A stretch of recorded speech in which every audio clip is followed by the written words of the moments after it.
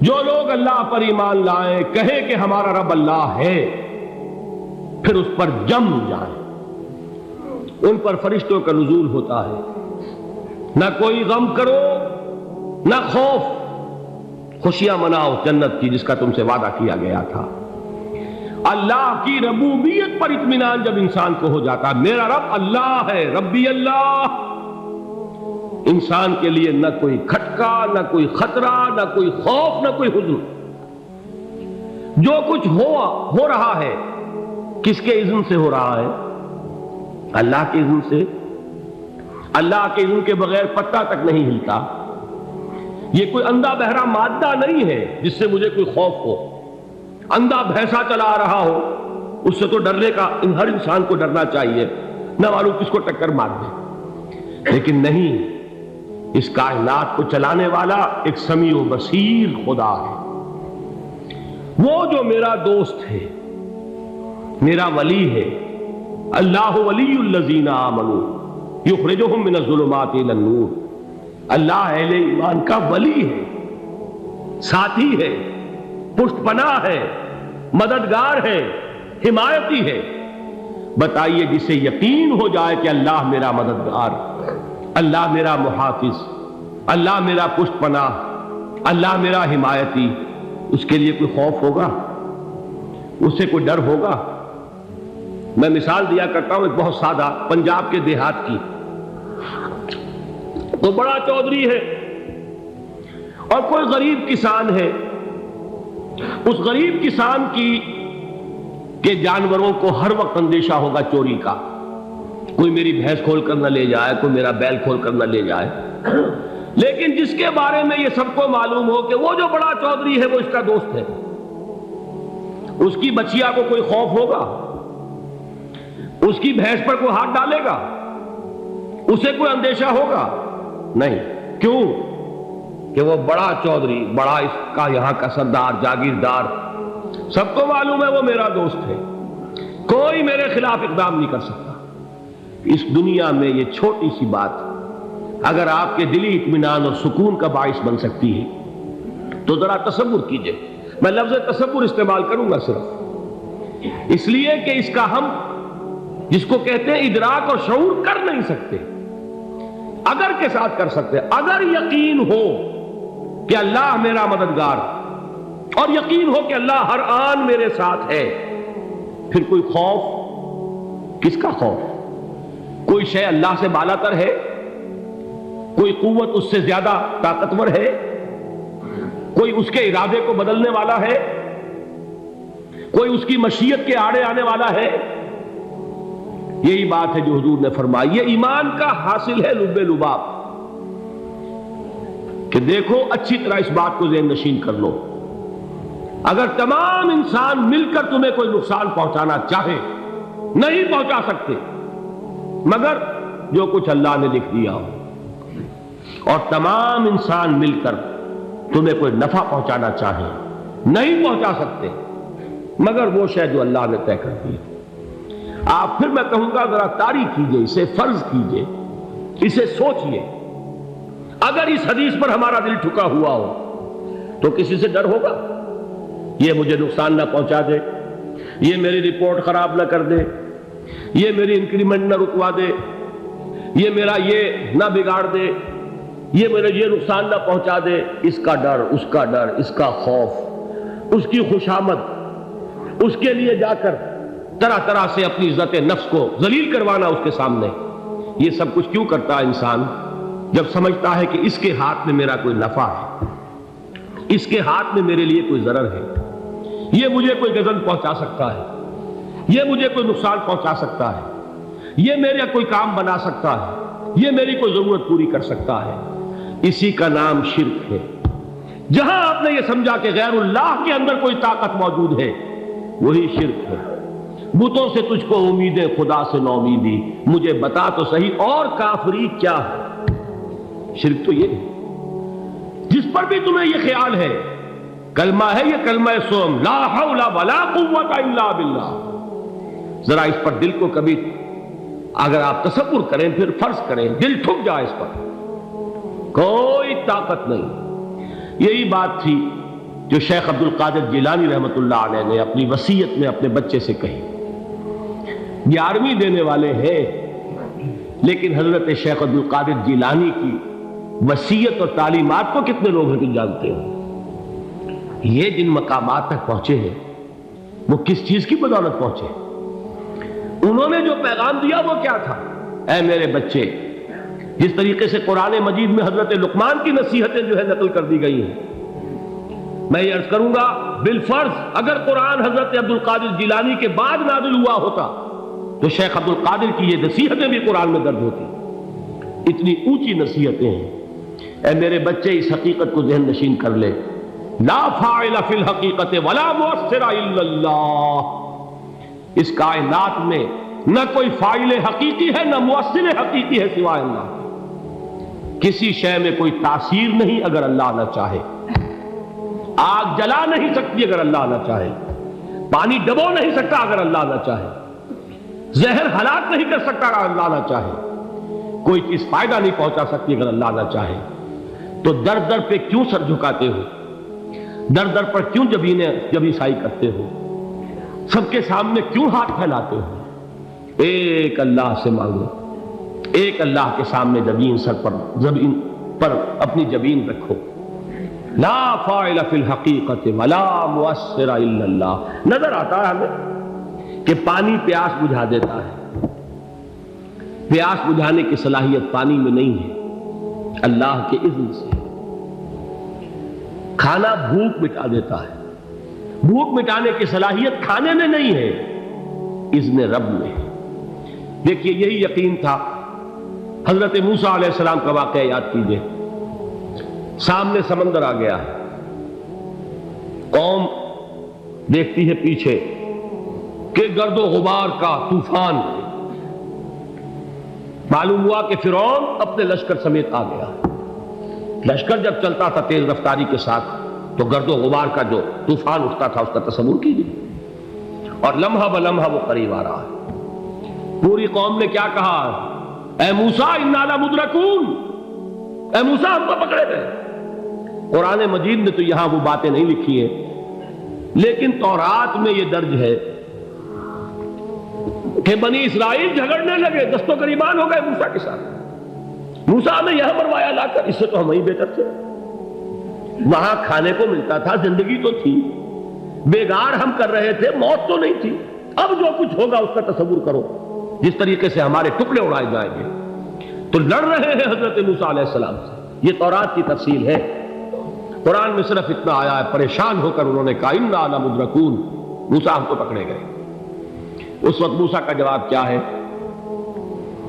کلا ان معی ربی سیہدین. نہیں، میرے ساتھ میرا رب ہے، وہ راستہ دے گا. بتائیے کہاں راستہ نظر آ رہا ہے؟ یہ ہے ایمان بالغیب. راستہ نظر نہ آئے تب اللہ پر یقین ایمان ہے. جیب میں پیسے ہوں اور تب دل کو اطمینان ہے تو ایمان کس پر ہوا؟ پیسے پر، اللہ پر نہیں. جب وسائل و ذرائع نہ ہو اور پھر یقین ہو کہ اللہ مسبب الاسباب ہے، وہ اسباب کا پابند نہیں ہے، وہ اسباب کا محتاج نہیں ہے، اسباب اس کے محتاج ہے. اگر یہ یقین ہے تو اللہ پر ایمان ہے. یہ نہیں ہے تو تمہارا ایمان اسباب پر ہے، وسائل پر ہے، ذرائع پر ہے، مادیات پر ہے، اللہ پر نہیں. اس وقت کہاں راستہ تھا؟ کوئی راستہ تھا؟ سمندر ہے اور ادھر سے لشکر آ گیا ہے. کلا ان معی ربی سیہدین. اب دیکھیے ایمان کہہ دینا آسان ہے، ہوا معکم اینما کنتم. جہاں کہیں بھی تم ہوتے ہو اللہ تمہارے ساتھ ہوتا ہے. لیکن اس کا یقین قائم ہو جائے تو زمین و آسمان کا فرق واقع ہو جائے. یہی بات ہوئی حضور کے ساتھ. غار ہے، چھپے ہوئے ہیں محمد رسول اللہ اور آپ کے وہ یار غار ابو بکر صدیق رضی اللہ تعالی عنہ. اقبال نے حضرت ابو بکر کی شان میں چند اشعار کہیں صرف، لیکن واقعہ یہ ہے کہ بھاری بھاری نظموں پر اور قصیدوں پر بھاری ہے. طویل ترین نظمیں اور قصیدے ہوں ان پر بھاری ہے. ہمتیں ابو بکر کی ہمت جو ہے کشت ملت را چو ابر، جیسے بارش سے کھیتی اپجتی ہے، ابو بکر کی ہمت اور عزیمت اس امت کو اسی طرح سینچنے والی ہے۔ ثانیے اسلام و غار و بدر و قبر، وہ دوسرے تھے اسلام میں، دوسرے پہلے کون تھے؟ انا اول المومنین، حضور فرماتے سب سے پہلا ایمان لانے والا میں، دوسرے ابو بکر۔ ویسے ہمارے ہاں یہ چلتا ہے اختلاف، حضرت علی پہلے ہیں کہ حضرت ابو بکر پہلے ہیں، لیکن اس میں بڑی خوبصورت تطبیق قائم کی ہے علماء نے، اور بہت صحیح ہے۔ چار کے بارے میں فیصلہ ہی مت کرو کہ کون پہلے، ان کی ایک عجیب تقسیم کر دی ہے۔ آزاد مردوں میں، بالغ مردوں میں سب سے پہلے ابو بکر، بچوں میں سب سے پہلے علی، خواتین میں سب سے پہلے خدیجہ، اور غلاموں میں سب سے پہلے زید بن حارثہ۔ بڑی پیاری تقسیم ہے، یہ چاروں ہی پہلے ہیں، ہر ایک کے لیے اولیت ہے۔ اور واقعہ یہ ہے کہ اگر زمانی اعتبار سے تعین ہوگا تو پہلے خدیجۃ الکبریٰ آئیں گی رضی اللہ تعالی عنہ، کسی اور سے بات کرنے کی نوبت بعد میں آ سکتی ہے، پہلے تو اہلیہ محترمہ سے بات ہوئی، آتے ہی پہلی وحی ہوئی ہے، ابھی تبلیغ کا حکم نہیں تھا، کس کو بتایا واقعہ؟ ابھی اپنی نبوت کی تبلیغ کا تو حکم ہی نہیں آیا، واقعہ کس کا ہے؟ وہ خدیجہ کا ہے۔ جب کہا ہے کہ خشیت علی نفسی، مجھے اپنی جان کا اندیشہ ہے، تو کیا جواب دیا خدیجہ نے رضی اللہ تعالی عنہا؟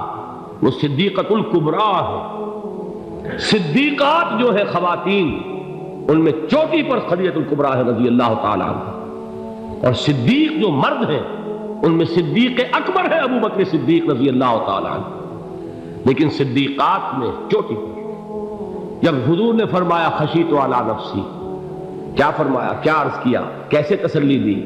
نہیں نہیں، اللہ آپ کو ضائع نہیں کرے گا، آپ غریبوں کے ہمدرد ہیں، آپ مساکین کے تکالیف رفع کرنے والے ہیں، آپ بیواؤں کی سرپرستی کرتے ہیں، آپ مسافروں کی خدمت کرتے ہیں، اللہ آپ کو ضائع نہیں کرے گا۔ یہ یقین ہے اس خاتون کے اندر۔ خیر وہ ایک علیحدہ بات ہو جائے گی۔ میرے دل پر حضرت خدیجہ رضی اللہ تعالیٰ عنہ کی شخصیت کا بڑا گہرا نقش ہے، جو وہ کوئی اور ہی وقت اور موقع ہوا تو بیان ہوگا۔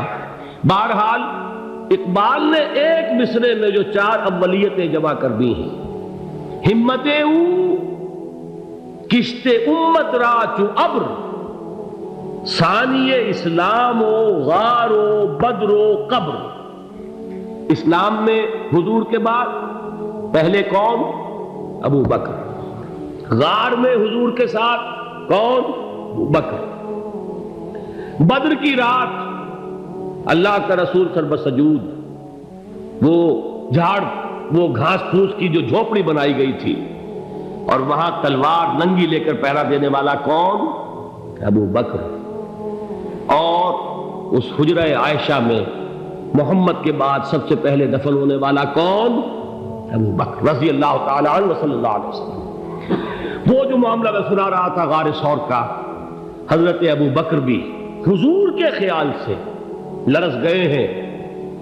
آپ کو یاد ہوگا کہ جا کر پہلے تمام جتنے سوراخ تھے انہیں بند کیا ہے، ایک سوراخ رہ گیا تھا جس کو بند کرنے کے لیے کوئی کپڑا نہیں تھا، وہاں اپنی ایڑی رکھی ہے، تب کہا ہے حضور سے تشریف لائیے، اور اپنے زانو پر حضور کو لٹایا ہے، اور وہاں کسی موذی جانور نے کاٹا ہے، حضور کی آنکھ لگ گئی تھی، اس وقت اس بل کے اندر جو بھی بچھو ہے کیا ہے واللہ عالم، اس نے کاٹا ہے، اس کی تکلیف کی وجہ سے ابو بکر کی آنکھوں سے آنسو ٹپک گئے، حضور کے چہرے مبارک پر پڑے ہیں، تو حضور جاگے ہیں، معاملہ کیا ہے؟ ایڑی نہیں ہٹائی وہاں سے، مبادا وہ جانور وہاں سے نکل کر محمد الرسول اللہ کو کوئی گزن پہنچا دے، ابو بکر کی ایڑی ہے، جس طرح چاہے کھا لے، ختم کر دے، جان نکل جائے تب کوئی آنچ آئے، محمد پر تو آئے، لیکن جیتے جی نہیں۔ وہ ہے ابو بکر۔ حضور کے خیال سے اس وقت حضور نے پھر اپنا لعاب دہن لگایا ہے، اور اس سے پھر آپ کی تکلیف ختم ہوئی۔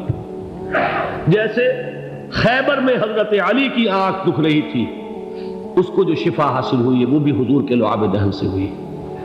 تو بہرحال اس وقت انہوں نے کہا ہے کہ اے نبی یا رسول اللہ، اگر اس وقت ان میں سے کسی نے غیر ارادی طور پر بھی اپنے قدموں کی طرف جھانک لیا تو پکڑے جائیں گے۔ کیا جواب تھا اللہ کے رسول کا؟ لا تحزن ان اللہ معنا، اللہ ہمارے ساتھ ہے، کیوں گھبراتے ہو ابو بکر؟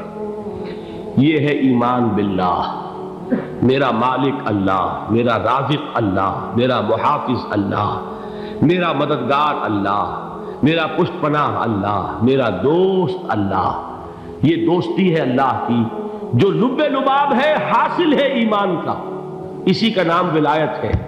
اولیاء اللہ کے سروں پر سینگ نہیں ہوتے، جس کے دل میں ایمان راسخ ہو چکا ہو وہی اللہ کا ولی ہے، جسے اللہ پر یقین ہو چکا ہے وہی اللہ کا ولی ہے، جسے یقین ہے اللہ میرے ساتھ ہے، میرا مددگار، میرا پشت پناہ، میرا ساتھی، میرا دوست، میرا محبوب، میرا محب۔